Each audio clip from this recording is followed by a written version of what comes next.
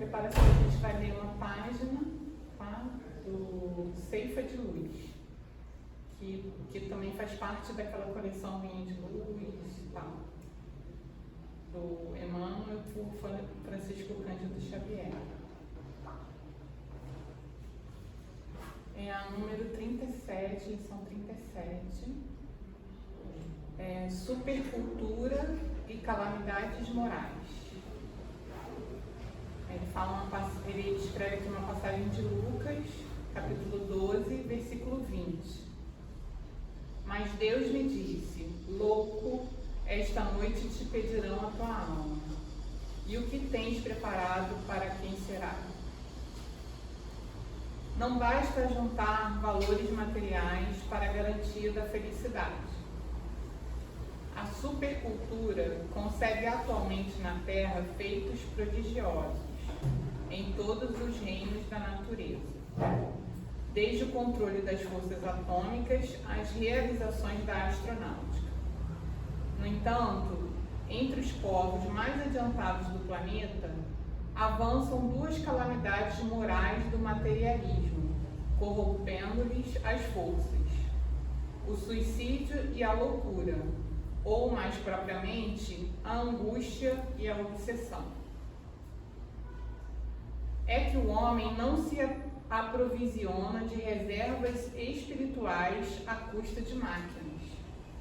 Para suportar os atritos necessários à evolução e aos conflitos resultantes da luta regenerativa, precisa alimentar-se com recursos da alma e apoiar-se neles.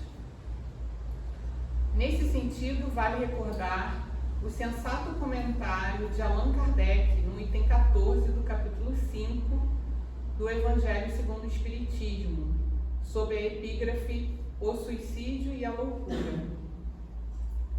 A calma e a resignação, auridas da maneira de considerar a vida terrestre e da confiança no futuro, dão ao espírito uma serenidade que é o melhor preservativo contra a loucura e o suicídio. Com efeito, é certo que a maioria dos casos de loucura se devem à comoção produzida pelas vicissitudes que o homem não tem a coragem de suportar. Ora, se encarando as coisas deste mundo da maneira por que o Espiritismo faz que ele as considere, o homem recebe com indiferença, mesmo com alegria, os reveses e as decepções que o houveram desesperado noutras circunstâncias. Evidente se torna que essa força que o coloca acima dos acontecimentos lhe preserva de abalos à razão, os quais, se não fora isso, o conturbariam. Espíritas amigos, atendamos à caridade que suprime a penúria do corpo, mas não menosprezemos o socorro às necessidades da alma. Divulguemos a luz da doutrina espírita, auxiliemos o próximo a discernir e pensar. Então, vamos elevar os nossos pensamentos a Deus, nosso Pai, Jesus, nosso Mestre, e agradecer por estarmos aqui mais um domingo para receber essas bênçãos de conhecimento da nossa doutrina, que possamos, ao sair daqui, dar sempre o exemplo desses conhecimentos, desses ensinamentos, para melhorarmos, tentarmos ajudar as outras pessoas a melhorar o padrão vibratório e melhorarmos assim o nosso ambiente, o nosso planeta. Muito obrigada.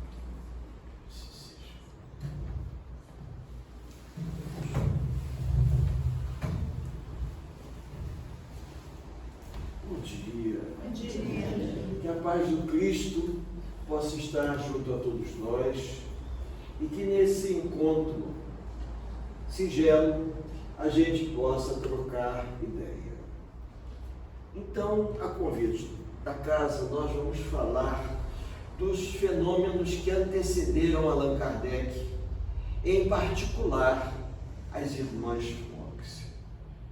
Quando eu sugeri irmãs Fox, Depois eu parei para pensar que, além delas, existem outros fenômenos que valia a pena comentar, sendo que elas seriam, digamos, o grande marco que antecedeu Allan Kardec em questão de poucos anos, menos de 10 anos, se nós podemos dizer assim, servindo como um fenômeno sobrenatural que colaborou para que Allan Kardec pudesse se interessar e lançar a codificação espírita.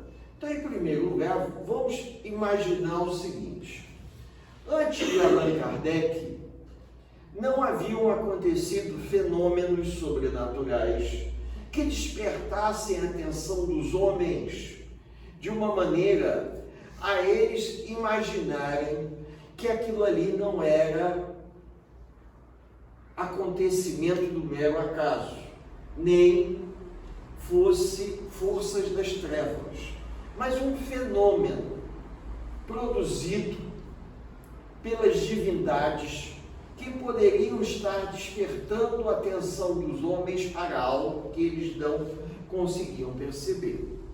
Então, ao longo da história, vamos pegar de uma maneira bem cadenciada. O renascimento cultural, ele modificou completamente a maneira de se enxergar a Idade Média. Os homens começaram a vislumbrar novos horizontes. A prova é que surgiram os grandes descobrimentos náuticos que levaram os europeus a saírem do continente e descobrirem o continente americano, a África e a Ásia. Embora, na verdade, esses continentes já existiam. Eles é que tomaram consciência disso. Com o passar do tempo, essas novas ideias produziram grandes invenções. E essas grandes invenções vão mudar a maneira dos homens enxergarem o mundo. Hoje nós temos um olhar diferenciado para esse mundo que nós estamos convivendo. Esse olhar diferenciado faz com que a gente perceba claramente que nem tudo é obra do mero acaso. Por exemplo, essa semana nós tivemos as maiores altas temperaturas do planeta, resultado do aquecimento global, da emissão de gases produzindo efeito estufa. Então nós temos essa visão, e essa visão nos ajuda a melhor compreender a realidade. Dentro de outros prismas, a gente também vai entender que a poluição aumenta a possibilidade de efeitos alérgicos nas crianças, nos idosos. A época do inverno é uma época propensa a doenças respiratórias. Isso tudo é uma releitura da realidade. No século 17, 1600 e alguma coisa, surgem pensadores nascidos no século anterior, século XVI, como Leonardo da Vinci, que começa a observar a natureza e percebe que a Terra não ficava no centro do universo. Com isso, aquela teoria de que a Terra era o centro do universo e todos os planetas, incluindo o Sol, giravam em torno da Terra, vai começar a cair por terra. Novas ideias começam a surgir. Os homens começam a enxergar a realidade dentro de uma outra, digamos, visão. E essa nova visão vai abrindo os horizontes para que outros espíritos renasçam. No século XVII, em 1688, vai nascer um espírito na Suécia, que ele será um visionário, pouco falado, embora seu nome se encontre nas obras doutrinárias.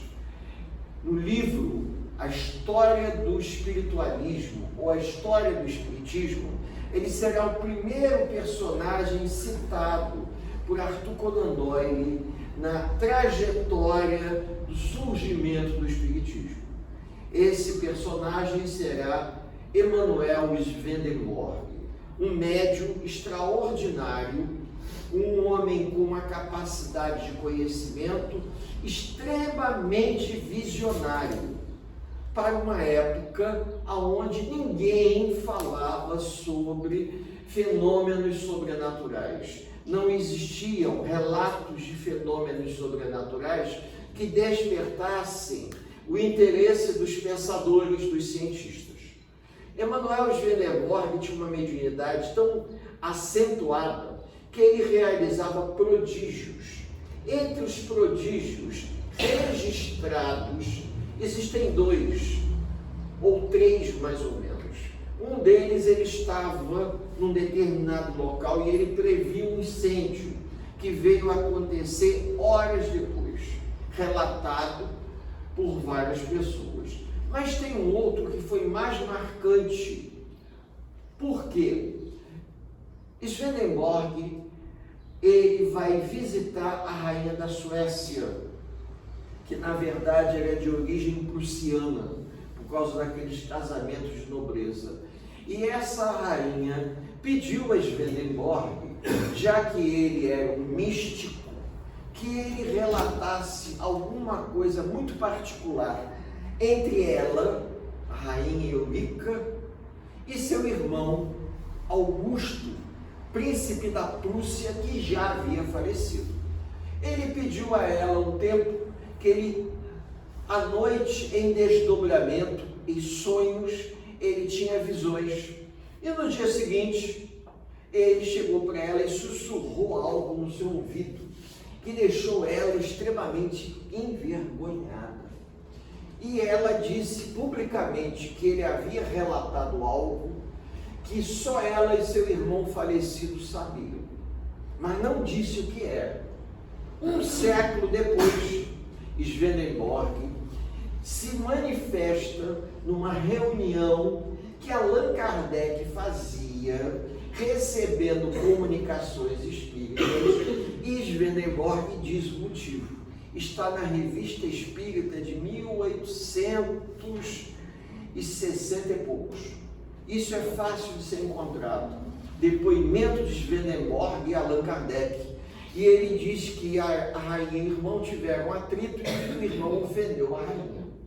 Então é interessante que os relatos dos fenômenos sobrenaturais começaram de maneira acanhada. Quando? Um século antes de Allan Kardec lançar o livro dos Espíritos.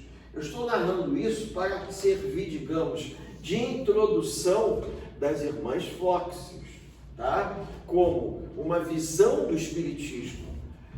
As irmãs Fox vai ser alguma coisa mais gritante, se nós podemos dizer, e eu vou explicar por quê.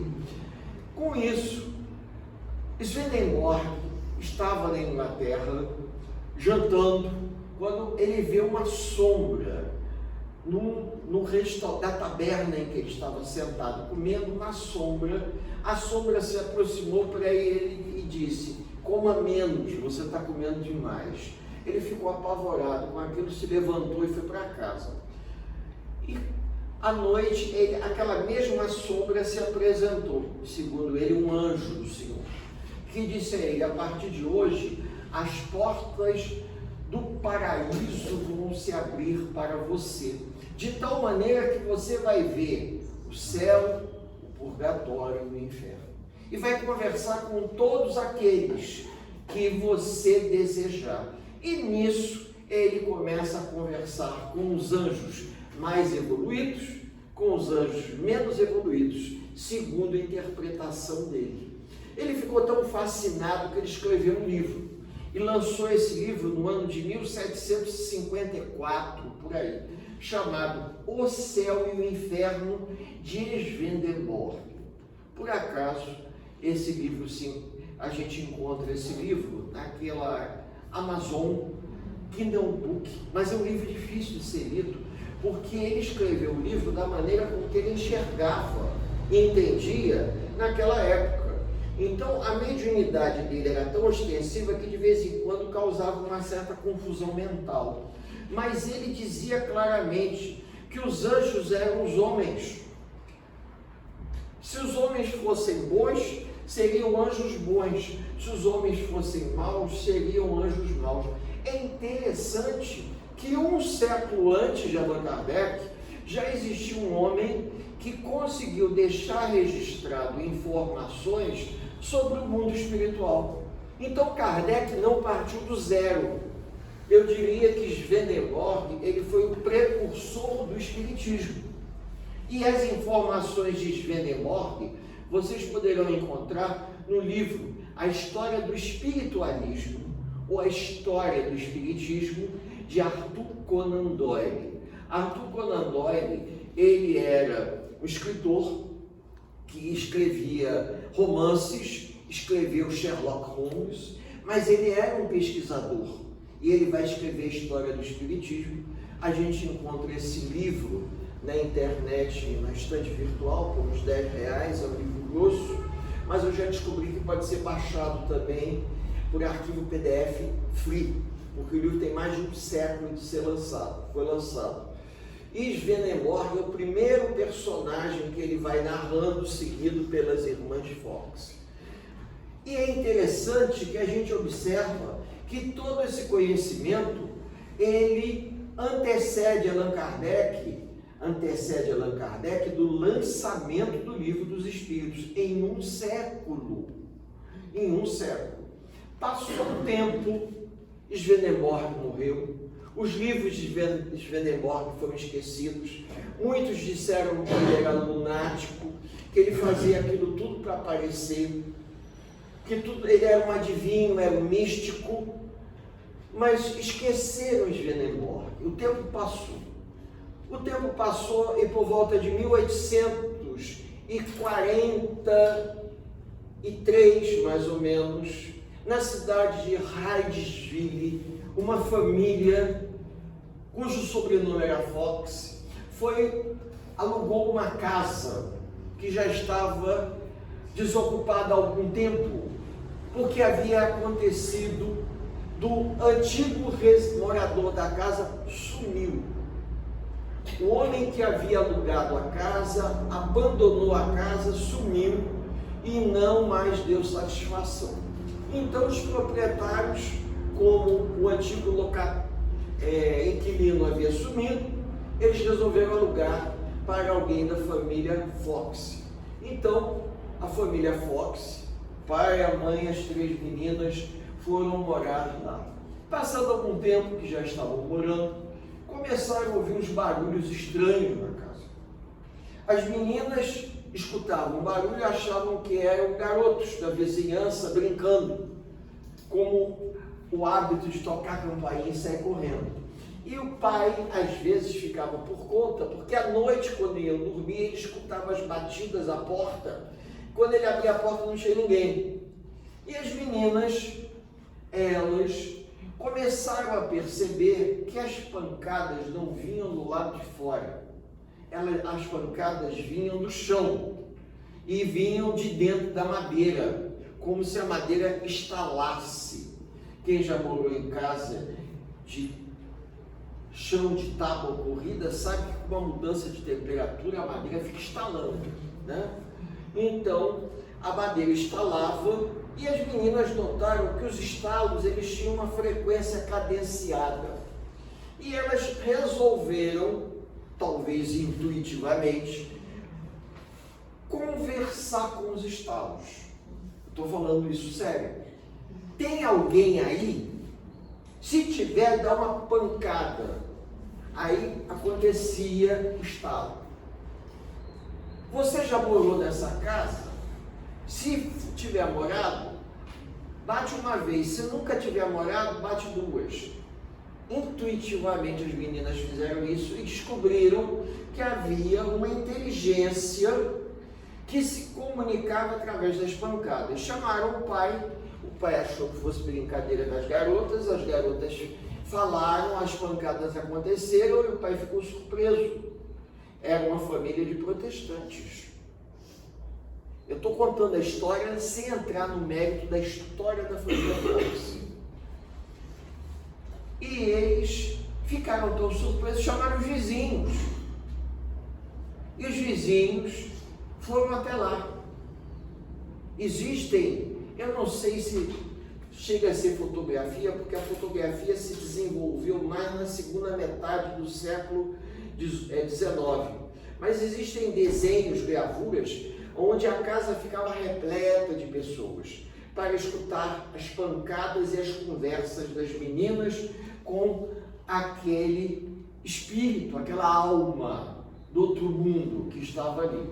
E aí o pai da menina, curioso, embora fosse protestante, não se sentiu assombrado e resolveu estabelecer uma comunicação. Foi a primeira comunicação entre o plano espiritual e o plano dos homens, de uma maneira que se sabia que aquilo era uma comunicação com um espírito.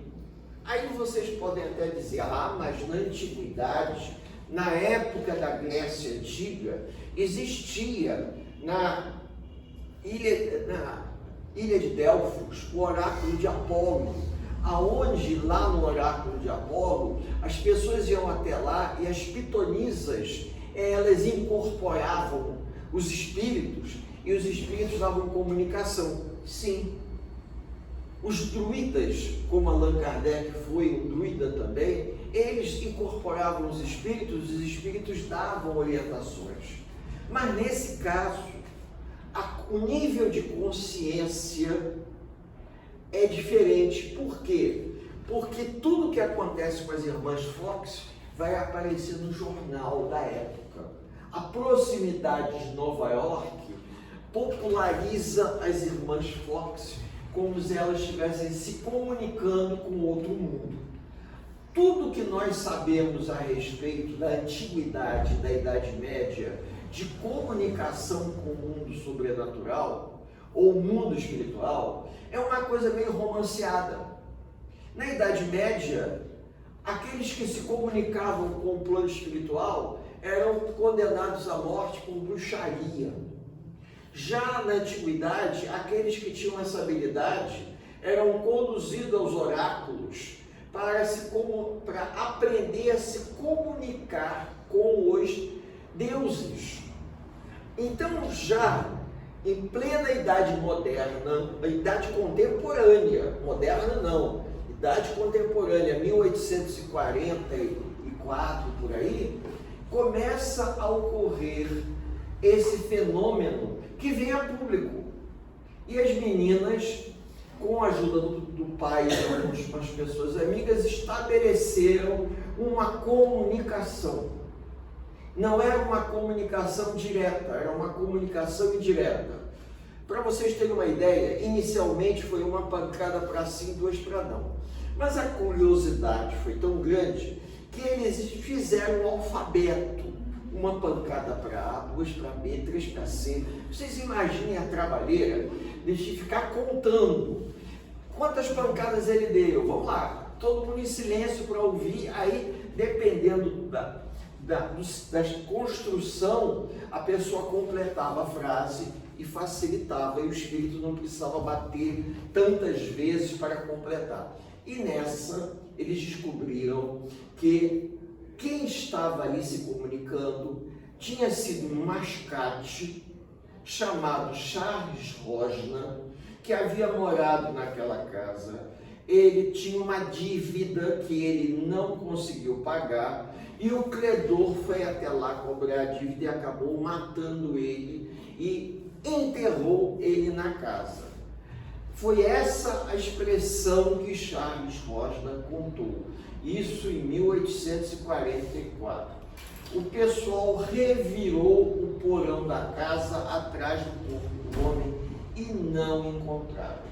Porque, na verdade, Charles Rosner disse que ele foi enterrado. Realmente foi. mas não foi enterrado no chão, ele foi emparedado. Só em 1902, 1903, numa reforma que fizeram na casa, encontraram um esqueleto emparedado que teria sido do Charles Rodman. O que marcou esse momento da história, e não apenas esse, mas outros que eu vou acrescentar, é que no caso das irmãs Fox, nós tivemos uma comunicação entre o plano espiritual e o plano material, comunicação essa através das pancadas, dos raps. Eu diria uma espécie de código Morse, né? Em que os espíritos se comunicavam com os homens. Então esse foi um grande marco em termos de advento do espiritismo, porque as irmãs Fox produziam esses efeitos que eram efeitos sonoros de comunicação. Um pouquinho depois das irmãs Fox, coisa de menos de 10 anos, em Paris, ocorreu um fenômeno que chamou a atenção de todos, das mesas girantes. Mesas pequenas como essa, as pessoas postavam a mão sobre a mesa, se concentravam, a mesa levitava e as pessoas iam carregando a mesa para lá e para cá. Isso tem foto. Tem foto porque já na segunda metade do século XIX, as fotos deram um avanço muito grande. Embora as máquinas fotográficas elas fossem tudo tipo lame-lame, como nós conhecíamos, elas já conseguiam registrar fotografias com uma relativa qualidade. Haja vista que Dom Pedro II era um amante da fotografia.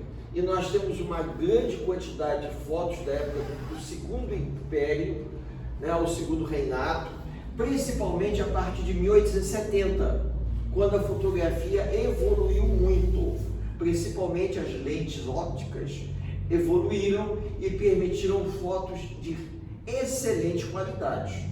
Eu estive em Petrópolis semana passada, visitei o Museu Imperial e dei uma foto da família imperial muito nítida e de excelente qualidade mesmo. Dom Pedro II, a princesa Isabel, a princesa Teresa Cristina, e você vê que a foto ela deve ter uns 150 anos mais ou menos, 150 anos, e você vê que a foto tem qualidade, porque foi feita já com material mais evoluído. Antes disso não, antes eram experimentos, as fotos eram um pouco embaçadas, mas a partir de 1870, né, nós já vamos ter uma coisa melhor. Guerra do Paraguai tem fotografia, então a gente com isso imagina. Mas as mesas girantes, elas chamaram a atenção de Kardec. A mesa se locomovia para um lado e para o outro, e Kardec, quando visitou um salão em Paris, o salão era uma espécie de cafeteria Colombo, né? Onde as pessoas se reuniam para falar de política, para falar sobre a economia, para falar dos programas, só não falavam de futebol porque não existia, né? Mas deviam fazer uma fofoca danada, e eles se concentravam ali, e ali rolavam muitas coisas, inclusive cartomancia. Então havia um certo ar, digamos assim, de espiritualidade, de espiritualismo no meio, porque as pessoas gostavam daquele negócio de adivinhos. Então esse fenômeno se materializou ali justamente para chamar a atenção de que uma força maior se manifestava e chamando a atenção dos homens. O Arthur Conan Doyle, que eu falei para vocês, que escreveu a história do Espiritismo, ou a história do espiritualismo, porque esse mesmo livro foi lançado pela FEB, foi lançado pela uma outra editora, Luz não sei o que, Luz no Ar, como História do Espiritualismo. Mas a antiga editora lançou como História do Espiritismo. O livro é o mesmo, só que se a gente lê o conteúdo do livro, a gente vê que ele fez uma análise. Não é um livro espírita, é um livro espiritualista que serve como um ponto de estudo, de reflexão. Arthur Conan Doyle diz claramente que a segunda metade do século XIX e a primeira metade do século XX ocorreu, na época dele estava ocorrendo, uma invasão organizada do mundo espiritual ao mundo dos homens, para chamar a atenção dos homens com relação à existência do plano espiritual. Então, quando Kardec viu as mesas girando, ou as mesas se locomovendo, Kardec falou, não é possível. Se as pessoas não estão segurando a mesa, porque as pessoas na época, os homens usavam casacos de manga comprida, as mulheres vestido com manga comprida, eles tinham que arregaçar para todos verem que não havia nenhum objeto que pudesse segurar a mesa por debaixo. Então as pessoas tinham que postar a mão na mesa de forma bem clara. A mesa se levantava e flutuava. Então Kardec pensou, se existe uma força inteligente que promove esse fenômeno e me escuta, conduza essa mesa para a direita. E a mesa foi para a direita. Conduza a mesa para a esquerda. A mesa foi para a esquerda. E Kardec pensou, não é possível, a mesa não pensa. A mesa não pensa. Kardec, nessa mesma época, junto com outro pensador da época, Kardec, ele era um educador, ele era um alfabetizador, era um homem muito culto. Eles estudavam magnetismo. Então ele até chegou a aventar a possibilidade era possível se magnetizar as coisas. Como hoje nós não temos água fluidificada, hoje a gente chama de água fluidificada. Mas se nós pegarmos os livros de história, nós vamos ver que no século XVIII, século XIX, era água magnetizada. Magnetizada. Eu estava estudando a história do Batuíra, e Batuíra distribuía água magnetizada para as pessoas. Eram os passes magnéticos e a água magnetizada. Aí com o tempo virou fluidificada. Isso nos ajuda a ter uma visão maior para que a gente possa entender todos esses acontecimentos. Aí Kardec ficou muito impressionado com isso e resolveu estudar a respeito dos fenômenos. Nessa mesma época de Kardec, quase 10 anos depois das Irmãs Fox, porque entre as Irmãs Fox e o lançamento do Livro dos Espíritos, 10 anos se passaram. Entre Swedenborg, que lançou o livro chamado O Céu e o Inferno, que não tem nada a ver do Céu e Inferno que Kardec vai lançar, passou-se um século. Então, quando Kardec começou, já existiam outros indivíduos realizando determinados fenômenos. Então, nessa época de Kardec, próximo a Nova York, surgiram 2 irmãos. Esses 2 irmãos, cujo sobrenome se chamam Davenport, eram 2 médiuns de materialização. Esses 2 irmãos, eles produziam materializações, porém, para que a materialização pudesse ocorrer sem a interferência do ambiente, eles construíram armários sem portas. Então você tinha um armário comum, só que ele não tinha portas. Um irmão ficava de um lado, o outro ficava do outro. Eles se pareciam, mas não eram gêmeos. E dentro do armário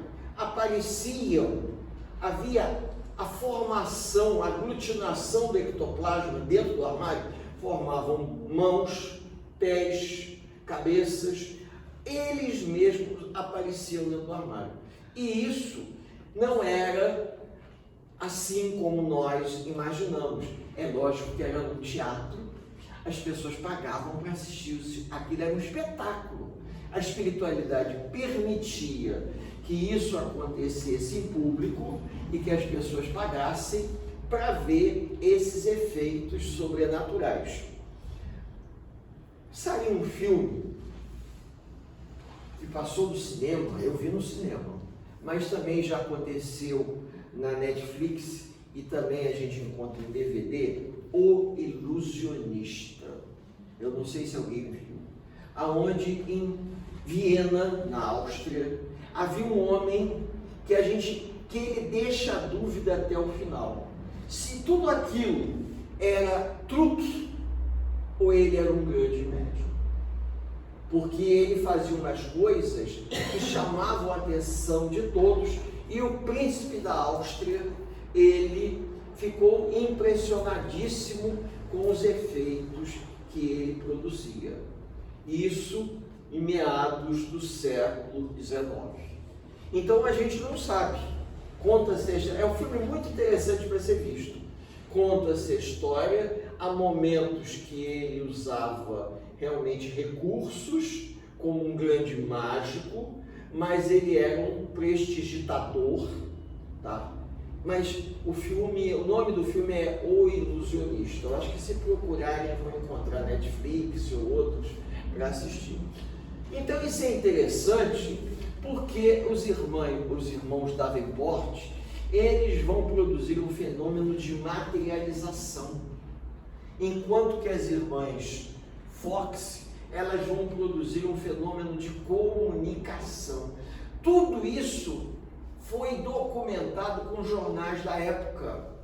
Mas acontece que as coisas da antiguidade, elas ficaram na antiguidade. O que a gente sabe é transmitido oralmente de forma romântica. Que nem, por exemplo, eu poderia dizer para vocês de uma forma histórica e romântica, que quando eu era pequeno, eu devia ter meus 5, 6 anos, a minha tia, no subúrbio, lá em Realengo, me levava numa senhora que era benzedeira. Me botava num banco, me lembro disso, no fundo do quintal, ia na árvore, tirava uns galhos, fazia os galhos e me benzia. Essa é uma lembrança que é transmitida oralmente, né? Oralmente. Isso tem algum registro? É lógico que se a gente for procurar benzedeiras, mas a gente pensa assim, ela estava me dando um passe, a moda dela, mas estava. E vai ver que ela aprendeu com a mãe, que a mãe que aprendeu com a avó. Porque geralmente esse tipo de coisa passa-se de geração em geração dentro da mesma família. Porque existem gerações de médiums. Os espíritos reencarnam na mesma família com um compromisso mediúnico. Mas da antiguidade, a gente sabe isso de forma lendária. Da Idade Média também. Mas aqui foi registrado. Você tem informações, tem foto. E aí nós temos uma coisa documentada. Allan Kardec, ele não começou do zero. O Espírito da Verdade, ele permitiu ou produziu efeitos paralelos a todo o trabalho de Kardec, para que isso pudesse, digamos assim, legitimar. Essa é a palavra fundamental que às vezes me custa a minha mente. Legitimar aquele fato. O que é legitimar? É você, por exemplo, observar aquilo e você dizer assim, gente, embora seja fantástico, mas é real. Vou dar um exemplo a vocês do que seria legitimar. Na década de final dos anos 60, existia um médium que não era espírita, mas que ficou conhecido no país inteiro como José Arigó. Arigó, ele realizava operações espirituais que, segundo ele, eram feitas por um médico alemão que viveu na época da Segunda Guerra Mundial, chamado Dr. Fritz. Arigó, ele operava sem anestesia, de uma forma que impressionava. Em alguns momentos, Arigó foi preso por fazer uso da medicina sem ter habilitação. E no presídio, Arigó ajudava os presos realizando cirurgias com um canivete, sem nenhum tipo de asepsia. 90% dos diagnósticos foram corretos. Algumas pessoas que relatavam que foram até lá assistir às cirurgias espirituais ficavam abobalhadas. Arigó pegava um chumaço de algodão, fazia uma prece, elevava a mão, pedindo ao espírito de Dr. Fritz que colocasse naquele algodão o anestésico para que aquela pessoa não sentisse dor. E as pessoas visualizavam que o algodão começava a ficar encharcado de uma substância que escorria pelo braço de Arigó. Arigó passava aquilo na pessoa, pegava um canivete, uma faca e cortava ali na frente de todo mundo. Foi operado de uma forma assim, e depois não tinha nada. Algumas pessoas conseguiram ficar curadas porque tinham mérito. Aqueles que não tinham mérito suficiente tiveram uma melhora relativa. Então a gente tem esses depoimentos. Esses depoimentos servem para dar a confiabilidade. Aquilo não era invenção, aquilo não foi propaganda enganosa.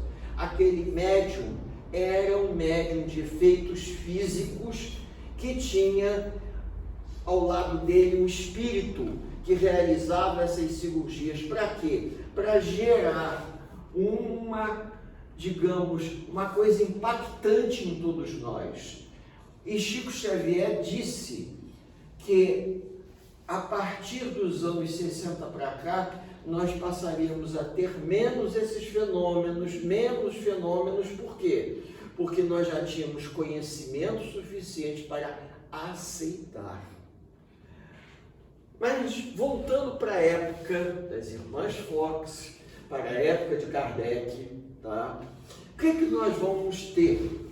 Nós vamos ter, paralelo a Kardec na Europa, fenômenos que vão colaborando com tudo que Kardec havia feito e dito. Na Inglaterra, por exemplo, um pesquisador inglês ligado à parte de área criminal, investigador criminal, pesquisador, cientista, conhecido como William Crookes, ele, com a ajuda de uma médium, porque na Inglaterra a mediunidade sempre existiu e eles nunca encararam como uma coisa sobrenatural, era um fenômeno como uma habilidade, chamada Florence Cook, que liberava ectoplasma e acontecia materializações, vai materializar um espírito, e esse espírito se deixa pesar, verificar pressão, circulação, batimento cardíaco, pulsação.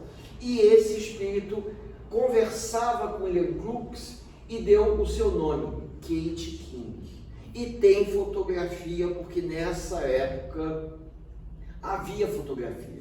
Então, esse fenômeno de William Crookes está em um livro, Fatos Espíritas. Embora todo mundo duvidasse disso, há uma certa situação contraditória. Por quê? Porque o William Crookes, ele fala da existência da vida após a morte, mas William Crookes não fala da encarnação.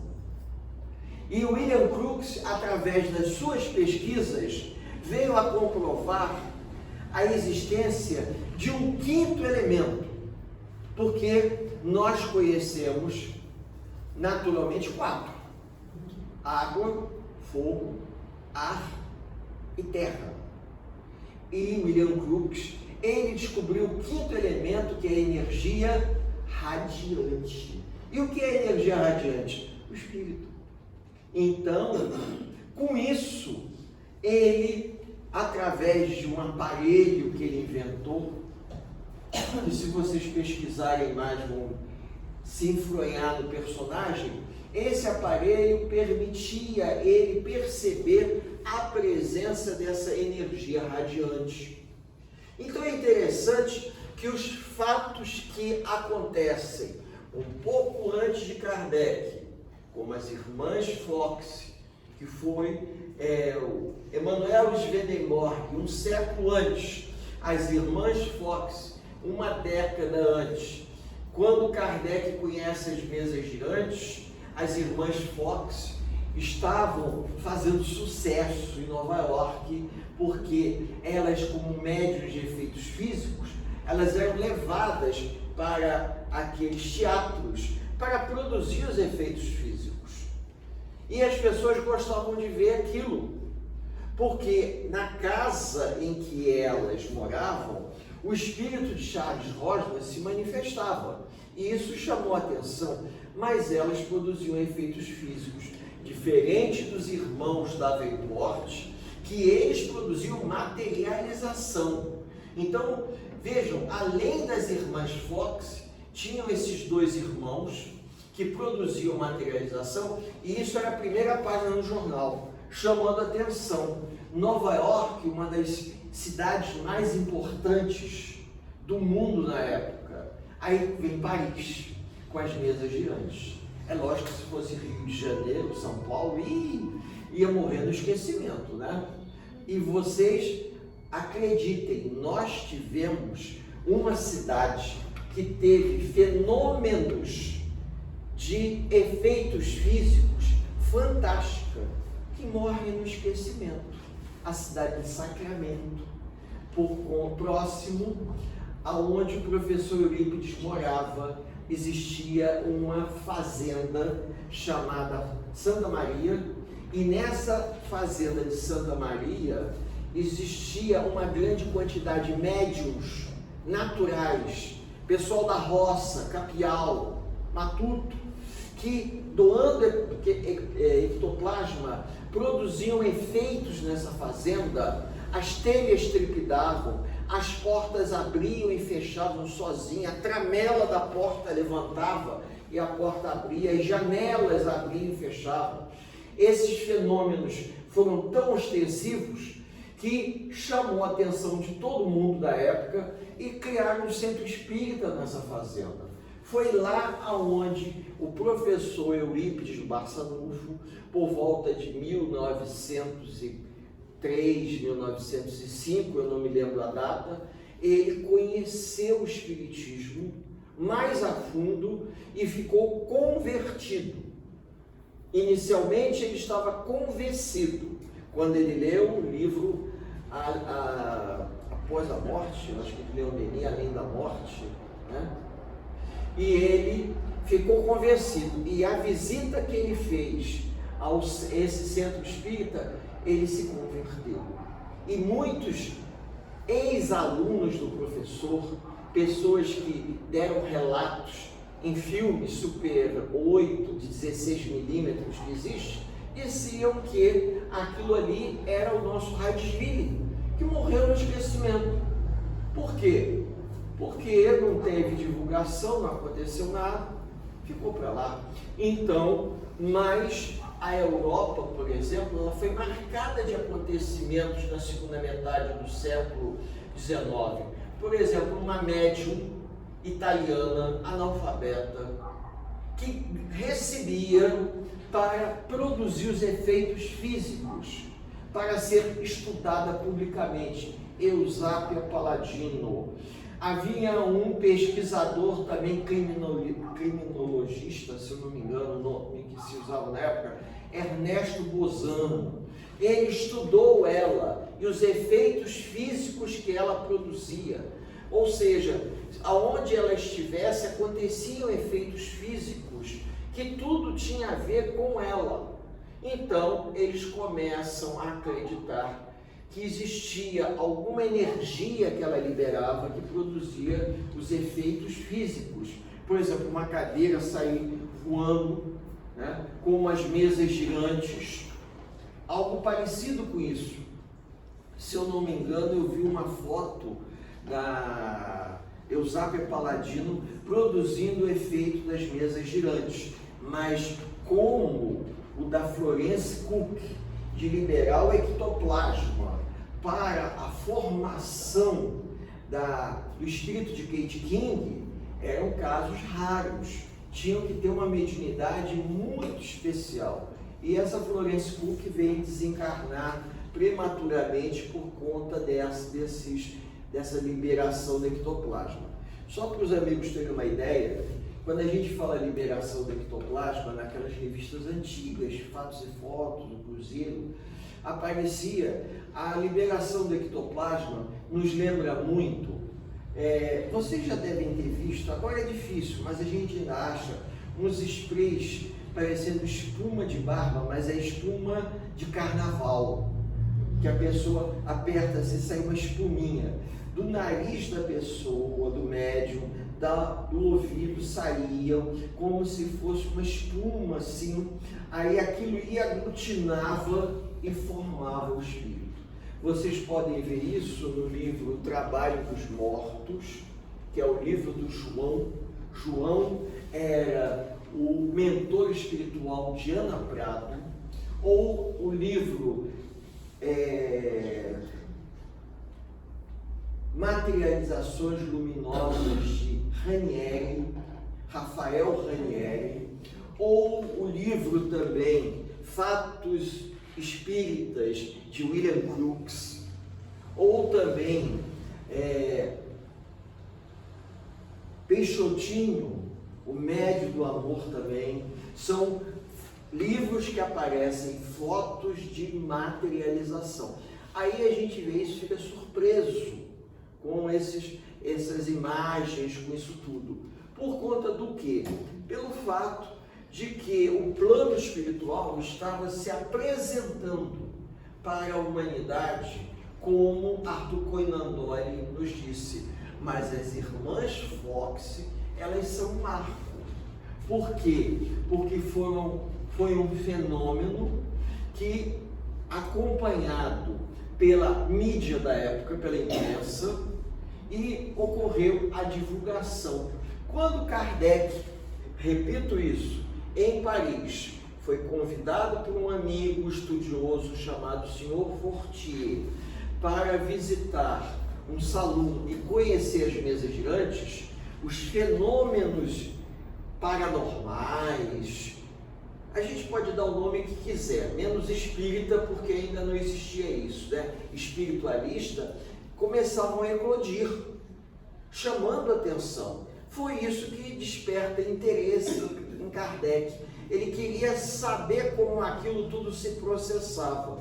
E aí Kardec vai receber do Espírito da Verdade um conhecimento para estabelecer uma normatização. E nessa normatização ele organiza livro 2, Espíritos, livro 2, Médiuns, Evangelho, Céu e Inferno, e eu acho que o último foi Gênesis. Foi nessa sequência, num intervalo que vai de 1857 até 1860 e poucos, intervalo de uns 10 anos, porque ele vai desencarnar em 69 e ainda lançando as revistas espíritas. Como eu falei que numa dessas revistas não é difícil vocês encontrarem, vocês vão encontrar até melhor, obras póstumas. Em obras póstumas nós temos o depoimento de Swedenborg a Kardec, a psicografia que Kardec recebeu de Swedenborg, publicou numa revista espírita, mas depois que Kardec morreu, as pessoas que continuaram tocando o trabalho de Kardec vão colocar no obras póstumas essa comunicação de Allan Kardec. Foi uma comunicação, digamos assim, prometida por Swedenborg, explicando o caso da rainha. Talvez um século depois, Swedenborg explicou. Ele não diz exatamente o que foi falado, mas sugere a ideia de que ele tenha ofendido a irmã, o príncipe da Áustria ter ofendido a irmã, falando coisas que na época eram impróprias de se dizer para uma mulher, algo assim. Bom, esse material que eu comentei com vocês é fácil de ser encontrado, muito fácil, porque é tudo registrado. A gente encontra nesse livro que eu comentei com vocês, Arthur Conan Doyle, A História do Espiritismo. Tá? É muito interessante, é fácil de adquirir. Eu acho até que se a casa não tem na livraria, é fácil, porque como é que se diz, na estante virtual eles são vendidos a uns 10, 15 reais. Às vezes a gente paga mais de frete do que do livro, porque são livros que já não são mais procurados pelo fato de já ter em formato PDF para a pessoa consultar. Eu desejo aos amigos um dia de paz, um dia de luz, que esse domingo seja um domingo abençoado. Eu vi que todos estavam comemorando a festa julina, né? De julho, né? Que nós também no Consolador vamos comemorar hoje, reunindo as crianças lá, a garotada vai, eu vou ver se eu consigo levar minha mãe também para aproveitar um pouquinho, e que Jesus nos abençoe por hoje, agora e por todo sempre. Que assim seja.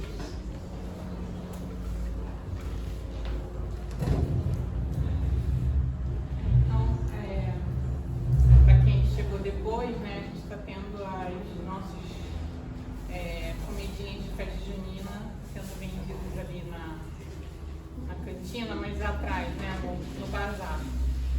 E o que a gente conseguir arrecadar, né, dessa venda, para ajudar na comemoração do aniversário do SESC, tá bom? Em agosto. E os recados são das palestras, né? Que nós temos a palestra de quarta-feira, às 15h30, tá? Às 16h30, que é aqui presencial. Na quarta-feira, ainda tem estudo do Céu e Inferno? Tá no finalzinho, mas é de 15 em 15 dias online, 21 horas às 22h30. E tem o Evangelho no Lar, às 20 horas até às 20h45 online também, tá? Na quinta-feira, às 19h30, agora a gente começou o estudo do Nosso Lar, que é online, tá bem no começo, e a partir de agosto, a partir de 3 de agosto, na quinta-feira vai ter presencial, o estudo do Evangelho segundo o Espiritismo às 15h30. No sábado a gente tem evangelização no Tarefeiros, tá? Que é ali na Mena Barreto, e às 16 horas. E no domingo a gente tem aqui 8h30 presencial o estudo do Livro dos Espíritos com a Aparecida, a palestra, né, de 10 horas, e às 11h30 a gente tem o estudo das cartas de Paulo online, tá bom? Se alguém tiver interesse nesses estudos online, é só falar com a gente lá na secretaria para pegar os links, tá bom? E o atendimento fraterno, né, é feito aos domingos, aí tem que chegar um pouquinho mais cedo, dar um nome lá na secretaria, se alguém estiver precisando conversar ou com algum problema, que aí é chamado durante a palestra, tá bom? E a gente tem a biblioteca, né, que qualquer um pode pegar o livro emprestado. Nós temos os livros para venda também na secretaria. E o mercadinho, que as pessoas, a gente deixa ali os mantimentos para serem comprados para ajudar nas bolsas das pessoas que são assistidas pelo centro, mensalmente, tá bom? Então a gente gostaria agora de agradecer, né, ao Éder e a toda a espiritualidade por nos apoiar, nos proteger e por estarmos tendo essa oportunidade de estarmos aqui aprendendo um pouco mais da nossa doutrina, da história dela. E agora nós vamos para a segunda parte, né, do nosso trabalho, que são os passes. Quem quiser tomar um passe é só ficar aqui. Tá bom? Muito obrigada, Francisco.